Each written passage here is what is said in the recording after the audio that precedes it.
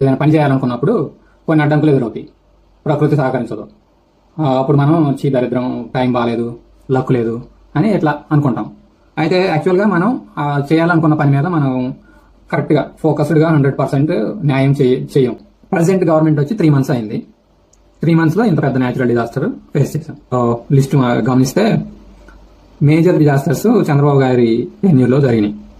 రాజశేఖర రెడ్డి గారు ఒకసారి చెప్పారనమాట, చంద్రబాబు నాయుడు గారు ప్రకృతి గురించి. మీరు గడిచిన 2 మాసాలుగా వర్షాలు సక్రమంగా కొంత ఆలస్యంగా పడటం, సక్రమంగా పడకూడడానికి ముఖ్యమైన కారణం ఏంటంటే తెలుగుదేశం పార్టీ అధికారం వస్తుంది, మహాకూటమి అధికారంలోకి వస్తుంది, మీ టీవీ పేరు మహానే కదా, మహాకూటమి అధికారంలోకి వస్తుంది అని హైప్ విపరీతంగా క్రియేట్ చేశారు.